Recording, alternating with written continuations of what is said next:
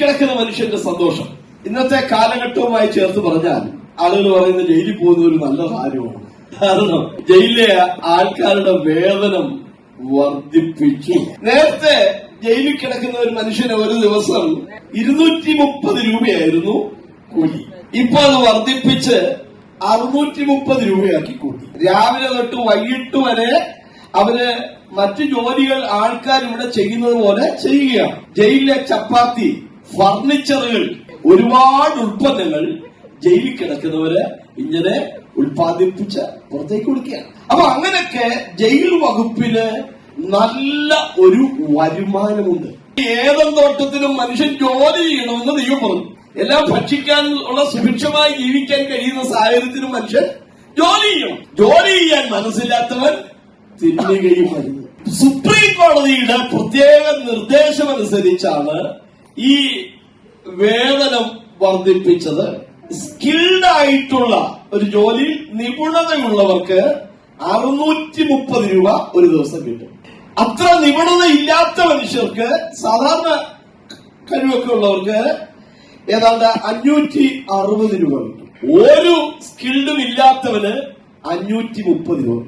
ഈ തുക മുഴുവൻ അവന് കിട്ടത്തില്ല. അതിൽ 25% അവന്റെ ആഹാരത്തിനും ജയിലിലെ ആവശ്യങ്ങൾക്കായിട്ട് ഉപയോഗിക്കും. ബാക്കിയുള്ളതിൽ നിന്ന് 50% ഇവന്റെ വീട്ടിലോട്ട്. കാരണം ഏണിംഗ് നമ്പർ ഇവനായിരുന്നു. കുടുംബത്തെ പോറ്റിക്കൊണ്ടിരുന്നത് ഈ വ്യക്തിയായിരുന്നു. അപ്പൊ അവൻ ജയിലിൽ പോകുന്നതോടെ ഭാര്യയും മക്കളും പട്ടിണിയിലാവുകയാണ്. പക്ഷെ അവൻ ജയിലിൽ കിടന്ന് ജോലി ചെയ്ത് ആ കാശ് ഗവൺമെന്റ് തന്നെ ഇവന്റെ വീട്ടിലോട്ട് അയച്ചു കൊടുക്കണം. ബാക്കി 25% അവന്റെ പേരിൽ ഗവൺമെന്റ് അവിടെ സൂക്ഷിക്കും. അവന്റെ ശിക്ഷാവധി കഴിഞ്ഞു പോകുമ്പോ ആ 25% മാത്രമേ അവന് കിട്ടുകയുള്ളൂ. അതാണ് ജയിലിൽ കിടക്കുന്നവരുടെ വേതനം വർദ്ധിപ്പിച്ചു എന്നുള്ള ഒരു വാർത്ത ഈ അടുത്ത കാലത്ത് വന്നത്. വാസ്തവത്തിൽ ഈ നിലയിൽ ആൾക്കാർക്ക് ആർക്കും അറിയത്തില്ല.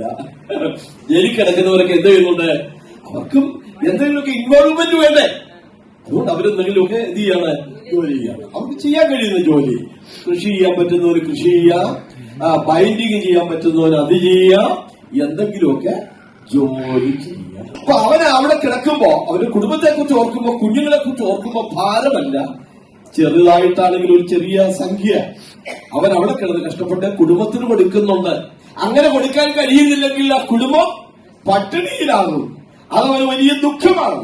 അപ്പം ജയിലിൽ കിടക്കുന്നവനും ആ നിലയിൽ ഒരു സന്തോഷമുണ്ട്. ജയിൽ എന്നുള്ളത് ഒരു കറക്ഷൻ സെന്ററാണ്. ആൾക്കാരെ നല്ലവരാക്കി മാറ്റിയെടുക്കാൻ വേണ്ടിയുള്ള സ്ഥലമാണ്. ഇനി നാം ചിന്തിക്കാൻ പോകുന്നത് ജയിലിൽ കിടന്ന പൗലോസിന്റെ സന്തോഷത്തെ കുറിച്ചാണ്. ഫിലിപ്പിയ ലേഖനം 3-ാം അധ്യായത്തിന്റെ 1-ാമത്തെ വാക്യം, ഒടുവിൽ എന്റെ സഹോദരന്മാരെ കർത്താവിൽ സന്തോഷിപ്പിൻ. അതേ കാര്യം നിങ്ങൾക്ക് പിന്നെയും എഴുതുന്നതിൽ എനിക്ക് മടുപ്പില്ല. 4-ാം അധ്യായം 4-ാം വാക്യം, കർത്താവിൽ എപ്പോഴും സന്തോഷിപ്പിൻ സന്തോഷിപ്പിൻ എന്ന് ഞാൻ പിന്നെയും പറയുന്നു. കർത്താവിൽ എപ്പോഴും സന്തോഷിപ്പിൻ എന്ന് ഞാൻ പിന്നെയും നിങ്ങളോട് പറയുന്നു. വേദപുസ്തകത്തിൽ ദൈവം നമുക്ക് നൽകുന്ന ഒരു സന്തോഷത്തെ കുറിച്ച് നമുക്ക് കാണാൻ കഴിയും. യേശുക്രിസ്തു ഭൂമിയിൽ വന്നപ്പോൾ തന്റെ ജനത്തോട്, തന്റെ ശിഷ്യന്മാരോട് പറഞ്ഞൊരു വചനം യോഹന്നാന്റെ സുവിശേഷം 15-ാം അധ്യായത്തിന്റെ 11-ാമത്തെ വാക്യത്തിൽ നമ്മൾ വായിക്കുന്നുണ്ട്.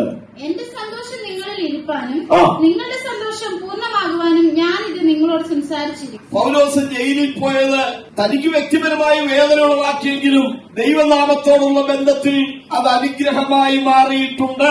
എങ്ങനെയാണ് അത് അനുഗ്രഹമായത്? 4 കാര്യങ്ങൾ ഞാൻ പറയാം.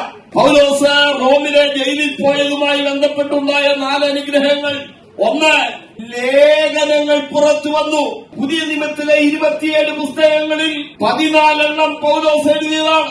ആ ലേഖനങ്ങളെ അതിന്റെ സ്വഭാവം അനുസരിച്ച് പല ഗ്രൂപ്പുകളായി, വിഭാഗങ്ങളായി തിരിക്കാറുണ്ട്. അതിൽ ഒരു വിഭാഗം അറിയപ്പെടുന്നത് കാരാഗ്രഹ ലേഖനങ്ങൾ എന്നാണ്. പൗലോസ് ജയിലിൽ കിടന്നുകൊണ്ട് എഴുതിയ ലേഖനങ്ങളാണ് എഫേസ്യ ലേഖനം, ഫിലിപ്പിയ ലേഖനം, കൊലോസ്യ ലേഖനം, ഫിലോമോന്റെ ലേഖനം. വേദന അനുഭവിക്കുന്ന വേളയിലും അവൻ മറ്റുള്ളവർക്ക് സന്തോഷത്തിന്റെ ദൂത് നൽകി. പൗലോസ് ജയിലിൽ കിടന്നപ്പോഴാണ് കാരാഗ്രഹ പ്രമാണിയും കുടുംബവും രക്ഷിക്കപ്പെട്ടത്. 3, ഒനേസിമോസ് എന്ന മനുഷ്യൻ, അവൻ മോഷ്ടാവായിരുന്നെങ്കിലും അവൻ ദൈവത്തിന് പ്രയോജനമുള്ളവനായി മാറിയത് പൗലോസ് ജയിലിൽ പോയത് കൊണ്ടാണ്. നമ്മളിപ്പോ വായിക്കുന്ന ഫിലിപ്പിയ ലേഖനത്തിൽ താൻ പറയുന്നു, എനിക്ക് ഈ ഭവിച്ചത് സുവിശേഷത്തിന്റെ അഭിവൃദ്ധിക്ക് കാരണമായി. അകമ്പടി പട്ടാളത്തിലൊക്കെയും യേശുവിനെ കുറിച്ചറിയുവാൻ അത് കാരണമായി മാറി. പൗലോസിന്റെ സന്തോഷം താൻ ആദ്യം ജയിലിൽ കിടന്നതുമായി ബന്ധപ്പെട്ട് ആരംഭിച്ച ആ സഭയ്ക്ക് വേണ്ടി രണ്ടാം വട്ടം റോമിലെ ജയിലിൽ കിടക്കുമ്പോൾ എഴുതിയ ലേഖനമാണ് ഫിലിപ്പിയ ലേഖനം. അതിനകത്ത് നിങ്ങൾ സന്തോഷിപ്പീൻ എന്ന് പിന്നെയും പറയുമ്പോൾ എന്തിനാണ് സന്തോഷിക്കേണ്ടത്? ഈ പുസ്തകത്തിൽ നിങ്ങൾ സന്തോഷിപ്പീൻ എന്ന് പൗലോസ് പറയുമ്പോൾ അതിന്റെ 7 പ്രസക്തങ്ങളായ കാരണങ്ങൾ പൗലോസ് ഇതിൽ പങ്കുവയ്ക്കുകയാണ്. 1-ാം അധ്യായം 3-ാമത്തെ വാക്യത്തിൽ പ്രാർത്ഥനയിലുള്ള സന്തോഷത്തെക്കുറിച്ച് നമ്മൾ വായിക്കുകയാണ്. ഞാൻ നിങ്ങൾക്ക് എല്ലാവർക്കും വേണ്ടി കഴിക്കുന്ന സകല പ്രാർത്ഥനയിലും എപ്പോഴും സന്തോഷത്തോടെ പ്രാർത്ഥിക്കുന്നു. എപ്പോഴും എന്നുള്ള പദം ഫിലിപ്പിലേഖനത്തിൽ തന്നെ പല പ്രാവശ്യം വായിക്കുന്നുണ്ട്. 1:20 എപ്പോഴും കർത്താവിനെ മഹത്വപ്പെടുത്തുന്നു. 2:12 എപ്പോഴും നിങ്ങൾ അനുസരിക്കുന്നു. 4:4 എപ്പോഴും കർത്താവിൽ സന്തോഷിപ്പീൻ. ആത്മീക ജീവിതം ഒരിക്കൽ ആരംഭിച്ചു, അത് തീരുകയില്ല, അത് തുടരുക തന്നെ ചെയ്യും. നിങ്ങളിൽ നല്ല പ്രവൃത്തി ആരംഭിച്ചവൻ യേശുക്രിസ്തുവിന്റെ നാളോളം അതിനെ തികയ്ക്കുമെന്ന് എനിക്ക് ഉറപ്പുണ്ട്. അത് ഓർക്കുമ്പോൾ ഞാൻ സന്തോഷത്തോടെ ദൈവത്തിന് പ്രാർത്ഥന കഴിക്കുകയാണ്. പൗലോസ് പ്രാർത്ഥിക്കുന്നു. എന്തിനാണ് പ്രാർത്ഥിക്കുന്നത്? 1-ാം അധ്യായത്തിന് 18-ാമത്തെ വാക്യത്തിൽ പൗലോസിന്റെ 2-ാമത്തെ സന്തോഷകാരണം പറയുന്നുണ്ട്. നാട്യമായിട്ടോ പരമാർത്ഥമായിട്ടോ ഏത് വിധമായാലും ക്രിസ്തുവിനെയല്ലോ പ്രസംഗിക്കുന്നത്. ഇതിൽ ഞാൻ സന്തോഷിക്കുന്നു. പൗലോസിന്റെ 2-ാമത്തെ സന്തോഷത്തിന്റെ കാരണം സുവിശേഷം പ്രസംഗിക്കപ്പെടുന്നു, അതിൽ ഞാൻ സന്തോഷിക്കുന്നു. ലോകത്തിന് ഒത്തിരി വാർത്തകളുണ്ട്, പക്ഷെ സുവാർത്ത ഒന്നേ ഉള്ളൂ, അത് ക്രിസ്തുവിനോടുള്ള ആത്മരക്ഷയാണ്. അവിടെ പൗലോസ് ജയിലായത് മുഖാന്തരം സഹോദരന്മാർ മിക്കപേരും ധൈര്യം കൊണ്ട് ക്രിസ്തുവിനെ പ്രസംഗിക്കുകയാണ്.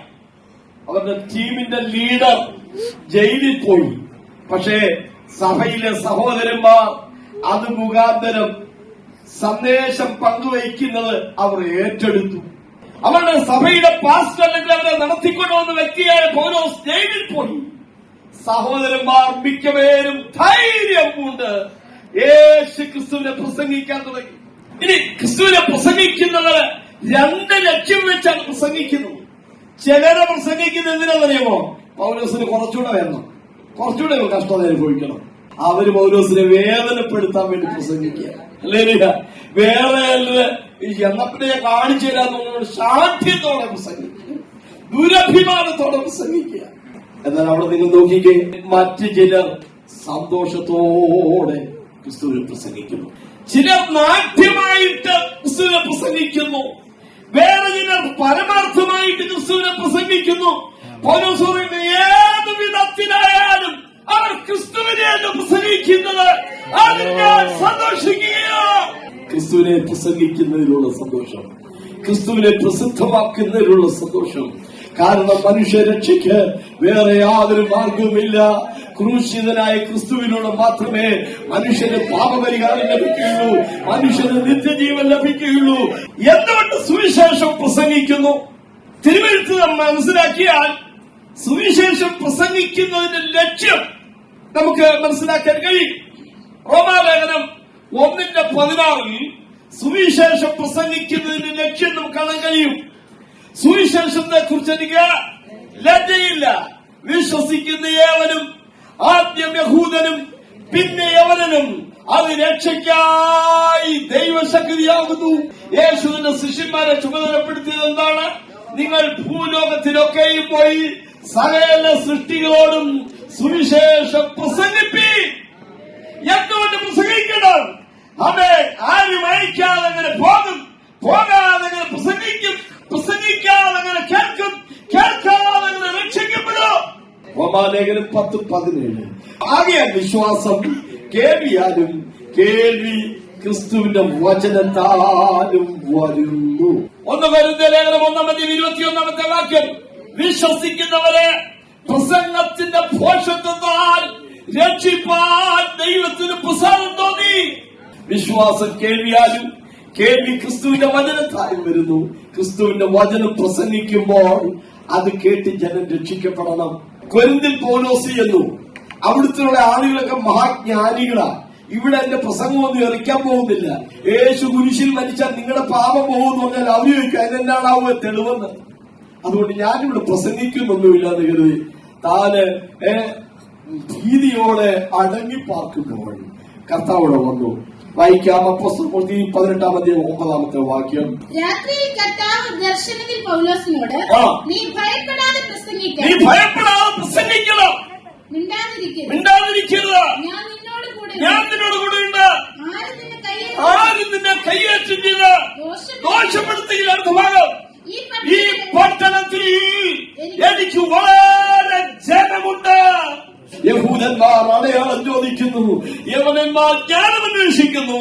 ഞങ്ങളോ ക്രൂശിക്കപ്പെട്ട ക്രിസ്തുവിനെ പ്രസംഗിക്കുന്നു.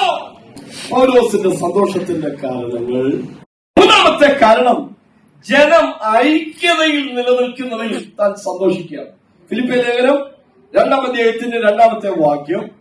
നിങ്ങൾ ഏകമനസ്സുള്ളവരായി ഏകസ്നേഹം കൊണ്ട് ഐക്യമത്യപ്പെട്ട് ഏകഭാവമുള്ളവരായി ഇങ്ങനെ എന്റെ സന്തോഷം പൂർണ്ണമാക്കുകയും. ഐക്യതയിലുള്ള സന്തോഷം. നിങ്ങൾ നോക്കി, അവിടെ ഐക്യത എന്ന പദം ആ ഒറ്റ വാക്യത്തിൽ തന്നെ 4 പ്രാവശ്യമാണ് ആവർത്തിക്കുന്നത്. അതുകൊണ്ട് നോക്കിയേ, ഏകമനസ്സുള്ളവരായി ഏകസ്നേഹം കൊണ്ട് ഐക്യമത്യപ്പെട്ട് ഏകഭാവമുള്ളവരായി ഇങ്ങനെ എന്റെ സന്തോഷം പൂർണ്ണമാക്കും. 133-ാം സങ്കീർത്തനം 1-ാം വാക്യം കാണാനറിയാം. ഇതാ സഹോദരന്മാർ ഒത്തൊരുമിച്ച് വസിക്കുന്നത് എത്ര ശുഭവും എത്ര മനോഹരവും. ശുഭവും മനോഹരവുമായ ആ സഹോദര ഐക്യത്തെ 2 ദൃഷ്ടാന്തങ്ങളാണ് അതിനെ അവതരിപ്പിക്കുന്നത്. ഒന്ന്, അത് അഹരോന്റെ തലയിൽ നിന്ന് താടിയിലൂടെ വസ്ത്രത്തിന്റെ വെളുപ്പ് വരെയും ഒഴുകിയെത്തുന്ന അഭിഷേക ധൈര്യത്തിന് തുല്യമാണ്. 2, അത് ഹെർമോന്റെ പർവ്വതത്തിൽ പെയ്യുന്ന മഞ്ഞ് പോലെയാണ്.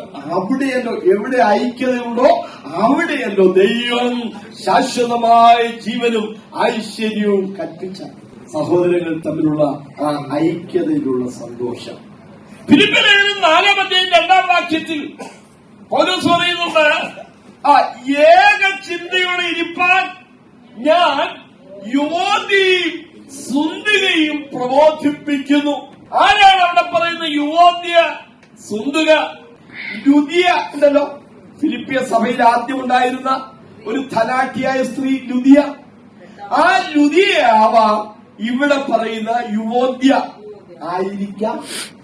16-ാം അധ്യായത്തിൽ പൗലോസിന്റെ വചനം കേട്ട് രക്ഷിക്കപ്പെട്ടവളാണ് ലുദിയ. ഇനി സുന്ദരയാരെ ഒരു അടിമപ്പഴത്തൊട്ടിയുണ്ടായിരുന്നല്ലോ വെളിച്ചപ്പാടത്തി, അവളായിരിക്കാം സുന്ദര. കാലം കുറെ കഴിഞ്ഞു പോയപ്പോ ഇവര് തമ്മിൽ വഴക്കുണ്ടാക്കാൻ തുടങ്ങി. ഒരാള് ധനാഢ്യായ സ്ത്രീ, വേറൊരാള് അടിമയായ സ്ത്രീ. പണത്തിന്റെ പേരിൽ, സൗന്ദര്യത്തിന്റെ പേരിൽ, പലതിന്റെ പേരിൽ ഇവര് തമ്മില് വഴക്കുണ്ടാക്കുന്നു. പൗലോസ് പറയുകയാണ്, നിങ്ങൾ എന്റെ ഹൃദയം വേദനിപ്പിക്കരുത്, ഏകചിന്തയോടെ ഇരിപ്പാൻ കർത്താവിൽ ഞാൻ നിങ്ങളെ പ്രബോധിപ്പിക്കുകയാണ്. ജയിലിൽ കിടക്കുന്ന പൗലോസിന്റെ സന്തോഷത്തിന്റെ കാരണങ്ങൾ. 4-ാമത്തെ കാരണം 2-ാം അധ്യായം 17-ാമത്തെ വാക്യമാണ്. എന്നാൽ നിങ്ങളുടെ വിശ്വാസം എന്ന യാഗം അർപ്പിക്കുന്ന ശുശ്രൂഷയിൽ എന്റെ രക്തം ഒഴിക്കേണ്ടി വന്നാലും ഞാൻ സന്തോഷിക്കും. ജയിലിൽ കിടക്കുമ്പോ പറയാണ്, വേണ്ടി വന്നാൽ ഒരു രക്തസാക്ഷിയായി മരിക്കേണ്ടി വന്നാലും എനിക്കതിൽ തെല്ലും ദുഃഖമില്ല, അതിൽ സന്തോഷമില്ല. പഴയത്തിൽ കാളെ കണ്ടിക്കുന്നതോ കച്ച നിവേദിക്കുന്നതോ കുറുപ്രാവിനെ ഞെരിച്ചു കൊല്ലുന്നതോ ഒക്കെയായ യാഗങ്ങളായിരുന്നു. എണ്ണ, വട, കറ്റ, കുറുപ്രാവ്, കോലാച്ചുകൊറ്റൻ, ഇങ്ങനെ അക്ഷരീക യാഗങ്ങളായിരുന്നു. പക്ഷേ അവൻ ദൈവമേ വിളിച്ചത് ആത്മീയാഗം കഴിപ്പാന്നൊക്കെ വിശുദ്ധ പുരോഹിതവർഗമാകേണ്ടതിന് അവൻ നമ്മെ പണിതിരിക്കുകയാണ്. ആത്മീയാഗം കഴിക്കുന്നവരാണ് നാം. ഒരു ആത്മീയാഗമാണ് ഇവിടെ പൗലോസ് പറയുന്നത്. നിങ്ങളുടെ വിശ്വാസം ഒരു യാഗമാണ്. ആ യാഗത്തോടുകൂടെ എന്റെ രക്തം കൂടെ ഒഴിക്കേണ്ടി വന്നാലും എനിക്ക് സന്തോഷമേ ഉള്ളൂ. എന്താ കാര്യമെന്ന് ഞാൻ പറയാം. ദഹനയാഗം നടക്കുമ്പോൾ ആ മാംസത്തിന് മീതെ ചില സുഗന്ധവർഗങ്ങൾ ഇടുമായിരുന്നു. അതിന് മീതെ വീഞ്ഞ് അല്ലെങ്കിൽ അങ്ങനെയുള്ള എണ്ണയും കൂടെ ഒഴിക്കുമായിരുന്നു. ഇതെല്ലാം കൂടെ ചേർന്ന് വരുമ്പോൾ അതൊരു സൗരഭ്യവാസനയായി മാറും. വായിക്കാം പുറപ്പാട് പുസ്തകം 29 40-41 വാക്യം. ഇടിച്ചെടുത്ത കാൽവീൻ എണ്ണ പകർന്നിരിക്കുന്ന ഒരിടങ്ങഴി നേരിയ മാവും പാനീയയാഗമായി കാൽവീൻ വീഞ്ഞും ആട്ടിൻകുട്ടിയോട് കൂടെ അർപ്പിക്കണം. മറ്റേ ആട്ടിൻകുട്ടിയെ രാവിലത്തെ ഭോജനയാഗത്തിനും അതിന്റെ പാനീയയാഗത്തിനും ഒത്തവണ്ണം ഒരുക്കി സൗരഭ്യവാസനയായി യഹോവയ്ക്ക് ദഹനയാഗമായി വൈകുന്നേരത്ത് അർപ്പിക്കണം. ദഹനയാഗമാണ്. സൗരഭ്യവാസനായ യാഗമെന്നൊരു യാഗമില്ല. പലതരത്തിലെ യാഗങ്ങൾ അകൃത്യയാഗം, ഭോജനയാഗം, സമാധാനയാഗം, ദഹനയാഗം, പാനീയാഗമൊക്കെയാണ്, പാപയാഗമൊക്കെയാണ്. എന്നാൽ ഈ ദഹനയാഗം സൗരഭ്യവാസനയാഗമായി മാറും. എങ്ങനെയാണ്? ആ ദഹനയാഗം നടക്കുമ്പോൾ അതിനു മീതെ ചില സുഗന്ധ കൂട്ടുകൾ ഇടുന്നു. പാനീയാഗമായി വീഞ്ഞും ഒക്കെ ഒഴിക്കുകയാണ്. അപ്പോൾ ആ മാംസത്തിൽ നിന്ന് ഒരു ദുർഗന്ധമല്ല പുറത്തേക്ക് വരുന്നത്, ഒരു സൗരഭ്യവാസന പുറത്തേക്ക് വരും. നമുക്കറിയാം, നോഹയുടെ കാലത്ത് നോഹ യാഗമർപ്പിച്ചപ്പോൾ ദൈവം അതിന്റെ സൗരഭ്യവാസന മണത്തിട്ട് അവനെ അനുഗ്രഹിച്ചു എന്നാണ് ഉൽപ്പത്തി പുസ്തകത്തിൽ നമ്മൾ വായിക്കുന്നത്. ദഹിച്ചു മാറുന്ന ആ മേധസ്സിന് മീതെ എണ്ണയും വീഞ്ഞുമൊക്കെ ഒഴിക്കുന്നത് പോലെ അവൻ എനിക്ക് വേണ്ടി വന്നാൽ, എന്റെ രക്തം ഒഴിക്കേണ്ടി വന്നാൽ എനിക്കതിൽ സന്തോഷമേ ഉള്ളൂ.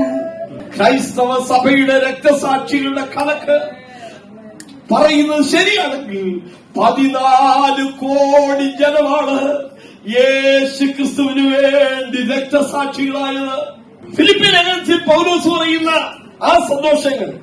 5ാമത്തെ സന്തോഷം ദൈവദാസന്മാരെ സ്വീകരിക്കുമ്പോഴുള്ള സന്തോഷം.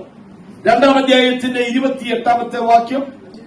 ആകയാൽ നിങ്ങൾ അവനെ വീണ്ടും കണ്ട് സന്തോഷിപ്പാനും എനിക്ക് ദുഃഖം കുറവാനും ഞാൻ അവനെ അധികം ജാഗ്രതയോടെ അയച്ചിരിക്കുന്നു. എപ്പഫ്രാദിത്തോസിനെ നിങ്ങളുടെ അടുക്കലേക്ക് അയച്ചിരിക്കുന്നു എന്ന് പറയുക. 29-ാമത്തെ വാക്യം. അവനെ കർത്താവിൽ പൂർണ്ണ സന്തോഷത്തോടെ കൈക്കൊള്ളുവിൻ, ഇങ്ങനെയുള്ളവരെ ബഹുമാനിപ്പിൻ. എനിക്ക് വേണ്ടിയുള്ള നിങ്ങളുടെ ശുശ്രൂഷയുടെ കുറവ് തീർപ്പാനല്ലോ അവൻ തന്റെ പ്രാണനെ പോലും കരുതാതെ ക്രിസ്തുവിന്റെ വേല നിമിത്തം മരണത്തോളം ആയിപ്പോയി. എപ്പഫ്രാദിത്തോസ് എന്ന് പറയുന്ന ഒരു സഹോദരനെ പൗലോസിന്റെ അടുക്കൽ നിന്ന് തിരിച്ചുവിടുകയാണ്. എങ്ങനെയാണ് എപ്പഫ്രാദിത്തോസ് പൗലോസിന്റെ അടുക്കൽ എത്തുന്നത്? പൗലോസ് ജയിലിക്കിടക്കുമ്പോൾ പൗലോസിന് വേണ്ടി ഫിലിപ്പ്യ സഭയിൽ ഒരു ധനശേഖരണം എടുത്തു. ആ ധനം എപ്പഫ്രാദിത്തോസ് എന്ന വിശ്വസ്തനായ ശുശ്രൂഷകന്റെ കയ്യിൽ കൊടുത്തയച്ചു.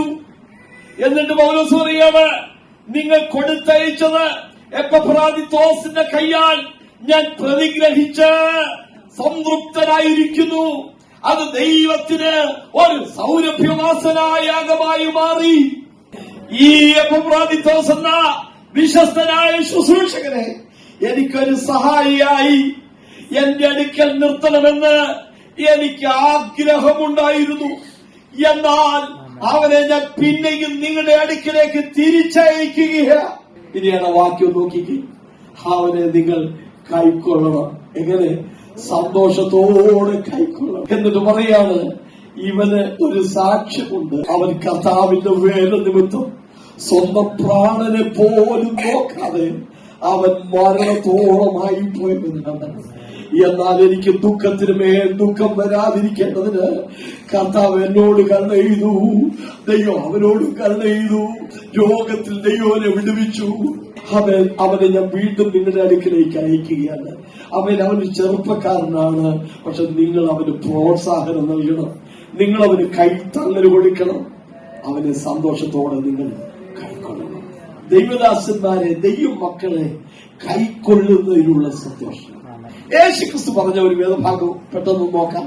മത്തായി സുവിശേഷം 10-ാം അധ്യായത്തിന്റെ 40 മുതൽ 42 വരെയുള്ള വാക്യങ്ങൾ. നിങ്ങളെ കൈക്കൊള്ളുന്നവൻ എന്നെ കൈക്കൊള്ളുന്നു, അടുത്തത് എന്നെ കൈക്കൊള്ളുന്നവൻ എന്നെ അയച്ചവനെ കൈക്കൊള്ളുന്നു. പ്രവാചകൻ എന്ന് വെച്ച് പ്രവാചകനെ കൈക്കൊള്ളുന്നവന് പ്രവാചകന്റെ പ്രതിഫലം ഓരോന്നായിട്ട് നമുക്ക് നോക്കാം. ഒന്ന്, പ്രവാചകൻ എന്ന് വെച്ച് പ്രവാചകനെ കൈക്കൊള്ളുന്നവന് പ്രവാചകന്റെ പ്രതിഫലം.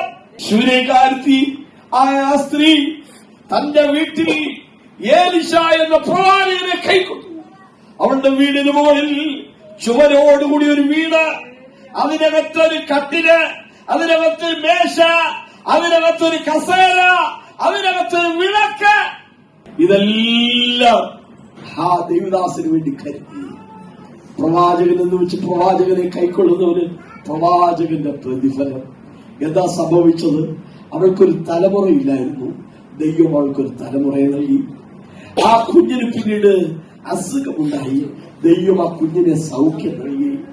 അവളുടെ വിരുദ്ധന വീടും വസ്തുവകളും അവൾ പരദേശവാസത്തിന് പോയപ്പോൾ ശത്രുക്കൾ അപഹരിച്ചു കൊണ്ടുപോയി. പക്ഷെ ഗേഹസി എന്ന പിന്മാറ്റക്കാരനെ ദൈവം ഉപയോഗിച്ച് രാജാവിന്റെ അടുക്കലേക്ക് അവനെ അയപ്പിച്ച് അവളുടെ നഷ്ടപ്പെട്ടതെല്ലാം ദൈവം തിരിച്ചു കൊടുപ്പിച്ചു. ദൈവം വിശ്വസ്തൻ.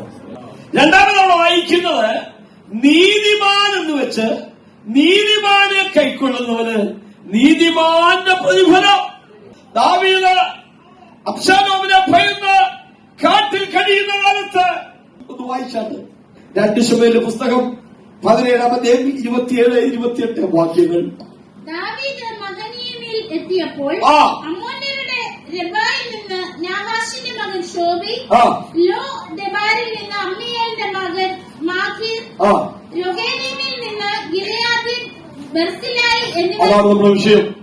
ദാവീദ് മഹനയീമിൽ എത്തിയപ്പോൾ രോഗേശലീമിൽ നിന്ന് ഗിലെയാദ്യനായ ബർസിലായി എന്നിവർ. അടുത്ത വാക്യം. ദാവീദിന്റെ കൂടെ ഒരു വലിയ സമൂഹമുണ്ട്.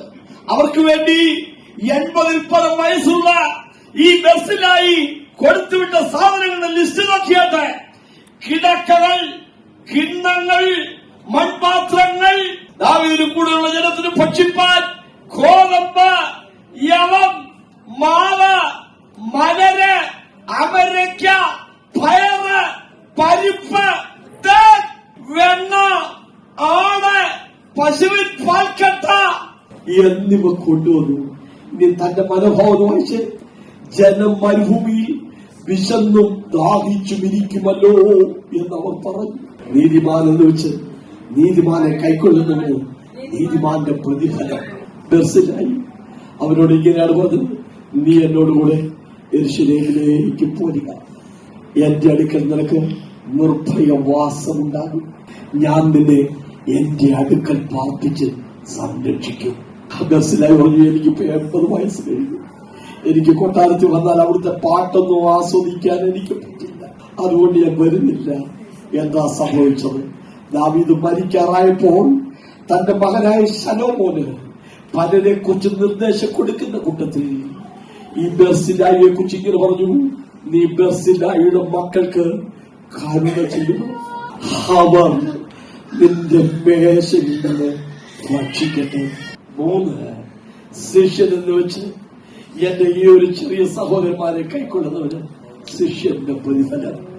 ഇസ്രായേല് ദൈവത്തിന്റെ ദാസന്മാരെ കൊന്നുപിടിച്ചുകൊണ്ടിരിക്കുന്നു. ആ കൊട്ടാരത്തിലെ ഒരു സാധാരണ ജോലിക്കാരനായിരുന്ന ഓബദ്യാവ് എന്ന് പറയുന്ന മനുഷ്യൻ ദേവദാസന്മാരെ കൊണ്ടുപോയി 50-100 വീതം അവരെ മാളങ്ങളിൽ ഒളിപ്പിച്ച് അവർക്ക് ആഹാരം കൊടുത്തു. ഈ സാധാരണക്കാരനായ ജോലിക്കാരന് ഇത്രയും ദൈവദാസന്മാരെ ഒളിവിൽ പാർപ്പിച്ച് ആഹാരം കൊടുക്കാനുള്ള സാമ്പത്തികമായ സ്രോതസ്സില്ലായിരുന്നു, വരുമാനമില്ലായിരുന്നു. അതുകൊണ്ട് ഒരുപക്ഷെ കടം വാങ്ങിച്ച് ആ ദൈവദാസന്മാരെ തീറ്റപ്പറ്റി. അങ്ങനെ കടഭാരമുള്ളവനായി ഓബദ്യാവ് മരിക്കുകയാണ്. രാജാക്കന്മാരുടെ പുസ്തകം 18-ാം അധ്യായത്തിൽ ഓബദ്യാവ് ഏലിയാവിനെ കാണുമ്പോൾ ഞാൻ ഇവിടെ ഉണ്ടെന്ന് രാജാവിനോട് പറയുക എന്ന് പറയുമ്പോൾ അവൻ പറയുന്ന ഒരു സാക്ഷ്യമുണ്ട്, ഞാൻ യഹോവയിങ്കൽ മഹാഭക്തനാണ്. ഈ ഓബദ്യാവിന്റെ മരണശേഷം ഏലിയാവിന്റെ കാലശേഷം ഏലിശയുടെ കാലഘട്ടം വന്നപ്പോൾ പ്രവാചക ശിഷ്യന്മാരുടെ ഭാര്യമാരിൽ ഒരുത്തി ഏലിശയുടെ അടുക്കൽ വന്നിട്ട് ഇങ്ങനെയാണ്, നിന്റെ ദാസനായ എന്റെ ഭർത്താവ് യഹോവയിങ്കൽ മഹാഭക്തനായിരുന്നു എന്ന് നീ അറിയുന്നുവല്ലോ. ആ രണ്ട് ബന്ധം ഓബദ്യാവ് പറഞ്ഞു, ഞാൻ ബാല്യം മുതൽ യഹോവയ്ക്കൽ ഭക്തനാകുന്നു. ആ ഭാര്യ ഭർത്താവിനെ കുറിച്ച് പറയുകയാണ്, അവൻ യഹോവയ്ക്കൽ മഹാഭക്തനായിരുന്നുവല്ലോ. എന്ത് സംഭവിച്ചു? അവൾ വലിയ കടക്കാരിയായിട്ടാണ് ഇപ്പോൾ ആയിരിക്കുന്നത്. ഭർത്താവ് വരുത്തി വെച്ച കടമായിരിക്കാം. പക്ഷേ എന്ത് സംഭവിച്ചു? നിന്റെ പക്കൽ എന്തുണ്ട്? അവൾ പറഞ്ഞു, ഒരു ഭരണി എണ്ണയല്ല, ഒന്നുമില്ല. ആ എണ്ണ ദൈവനാമത്തിൽ വർദ്ധിക്കപ്പെട്ടു. അവൻ അവൾക്കും അവളുടെ കുഞ്ഞുങ്ങൾക്കും ഉപജീവനത്തിന് മാത്രമല്ല, അവളുടെ കടഭാരം മാറ്റാൻ, ക്ഷാമം മാറുന്നതുവരെ സുഭിക്ഷമായി ജീവിക്കാൻ ദൈവം നന്മ നൽകി. ശിഷ്യൻ എന്ന് വെച്ച ശിഷ്യനെ കൈക്കൊള്ളുന്നവന് ശിഷ്യന്റെ പ്രതിഫലം. എപ്പഫ്രാദിത്തോസിനെ കുറിച്ച് പൗലോസ് പറയാണ്, ഇങ്ങനെയുള്ളവരെ നിങ്ങൾ സന്തോഷത്തോടെ കൈക്കൊള്ളണം, അതിലാണ് എന്റെ സന്തോഷം. ഫിലിപ്പിയ ലേഖനത്തിൽ പൗലോസ് സന്തോഷത്തെ കുറിച്ച് പറയുക. ആറാമത്തെ സന്തോഷം ആത്മാക്കളെ കാണുന്നതിനുള്ള സന്തോഷമാണ്. 4-1 വാക്യം. അതുകൊണ്ട് എന്റെ പ്രിയരും വാഞ്ചിതരുമായ സഹോദരന്മാരെ, എന്റെ സന്തോഷവും കിരീടവുമായുള്ളവരെ, എന്റെ സന്തോഷവും എന്റെ കിരീടവുമായുള്ളവരെ. ഫിലിപ്പിയ സഭയിലെ വിശ്വാസികളെ കുറിച്ച് പറയാണ്, എന്റെ സന്തോഷം നിങ്ങളാണ്, എന്റെ കിരീടം നിങ്ങളാണ്. എന്താ അതിന്റെ അർത്ഥം? 1 തെസ്സലോനിക്കർ 2-ാം അധ്യായത്തിന്റെ 19-ാമത്തെ വാക്യം. നമ്മുടെ കർത്താവായ യേശുവിന്റെ മുമ്പാകെ അവന്റെ പ്രത്യക്ഷതയിൽ ഞങ്ങളുടെ ആശയോ സന്തോഷമോ പ്രശംസ കിരീടമോ ആളാകുന്നു. നിങ്ങളല്ലയോ? എന്താണ് സന്തോഷം? ആത്മാക്കളെ ആദായപ്പെടുത്തി ചിലരെ തീയിൽ വലിച്ചെടുത്ത് രക്ഷിച്ചു. പിശാചിന്റെ പിടിയിൽ നിന്ന്, നാശത്തിൽ നിന്ന്, ശാപത്തിൽ നിന്ന് ചിലരെ വിടുവിച്ച്, ഇരുട്ടിന്റെ അധികാരത്തിൽ വിടുവിച്ച് തന്റെ സ്നേഹസ്വരൂപനായ പുത്രന്റെ രാജ്യത്തിലാക്കി വെച്ചു. വെളിച്ചത്തിനുള്ള അവകാശത്തിന് അവരെ പ്രാപ്തരാക്കി മാറ്റി. അതിനുള്ള സന്തോഷം, ആത്മാക്കളെ കാണുന്നതിനുള്ള സന്തോഷം. 7-ാമത്തെ സന്തോഷം കർത്താവിന്റെ വേലയ്ക്ക് വേണ്ടിയുള്ള സാമ്പത്തിക സഹായം ചെയ്യുന്നതിനുള്ള സന്തോഷമാണ്. 4-ാം അധ്യായം 10-ാം വാക്യം. നിങ്ങൾ പിന്നെയും എനിക്ക് വേണ്ടി വിചാരിക്കാൻ തുടങ്ങിയതിനാൽ ഞാൻ കർത്താവിൽ വളരെ സന്തോഷിച്ചു. മുമ്പേ തന്നെ നിങ്ങൾക്ക് വിചാരമുണ്ടായിരുന്നു, എങ്കിലും അവസരം കിട്ടിയില്ല. ബുദ്ധിമുട്ട് നിമിത്തമല്ല ഞാൻ പറയുന്നത്, ഉള്ള അവസ്ഥയിൽ അലംഭാവത്തോടെ ഇരിക്കാൻ ഞാൻ പഠിച്ചിട്ടുണ്ട്. അവിടെ അലംഭാവം എന്ന വാക്കിന്റെ അർത്ഥം സംതൃപ്തി എന്ന്, ഇംഗ്ലീഷിൽ കണ്ടന്റ്മെന്റ് എന്ന പദമാണ്. ഉള്ള അവസ്ഥയിൽ സംതൃപ്തിയിൽ ഇരിപ്പാൻ ഞാൻ ശീലിച്ചിട്ടുണ്ട്. താഴ്ചയിലിരിപ്പാനും ഉയർച്ചയിലിരിപ്പാനും വിശന്നിരിപ്പാനും തൃപ്തനായിരിക്കാനും എല്ലാം ഞാൻ ശീലിച്ചിട്ടുണ്ട്. എന്നെ ശക്തനാക്കുന്നവൻ മുഖാന്തരം ഞാൻ സകലത്തിനും മതിയാകും. അവിടെ വായിച്ച വാക്യം ഇങ്ങനെയാണ്. വാക്യം നിങ്ങൾ വായിച്ചത്, നിങ്ങൾ പിന്നെയും എനിക്ക് വേണ്ടി വിചാരിക്കാൻ തുടങ്ങിയതിനാൽ ഞാൻ കർത്താവിൽ വളരെ സന്തോഷിക്കുന്നു. എന്താ സന്തോഷിക്കുന്നത്? നിങ്ങൾ എനിക്ക് വേണ്ടി വിചാരപ്പെടുന്നു. നേരത്തെ നിങ്ങൾ 1-2 വട്ടം അയച്ചു തന്നു. ഇപ്പോഴും നിങ്ങൾ പിന്നെയും എന്നെ കുറിച്ച് ചിന്തിപ്പാൻ തുടങ്ങിയതിൽ ഞാൻ സന്തോഷിക്കുന്നു. ജയിലിൽ കിടക്കുന്നവന്റെ സന്തോഷം. പൗലോസിന്റെ 7 വിധ സന്തോഷങ്ങളെ കുറിച്ചാണ് ഇന്ന് ഞാൻ പങ്കുവച്ചത്. ദൈവസന്നിധിയിൽ നമുക്ക് സന്തോഷിക്കാൻ കഴിയുന്നുണ്ടോ? നമ്മുടെ മനസ്സ് പിടഞ്ഞ് വികസിക്കുന്നുണ്ടോ? അതോ ദൈവസന്നിധിയിൽ വരുമ്പോ പിന്നെ ഈ വാടി മുഖത്തോടുകൂടിയാണ് നാം ഇരിക്കുന്നത്? ഹന്ന വാടി മുഖത്തോടെയാണ് ആലയത്തിൽ വന്നത്. പക്ഷെ അവളുടെ ഭാരം അവൾ ദൈവസന്നിധിയിൽ ഇറക്കി വെച്ചു. തിരുവഴുത്തിൽ വായിക്കുന്നത്, പിന്നെ അവളുടെ മുഖം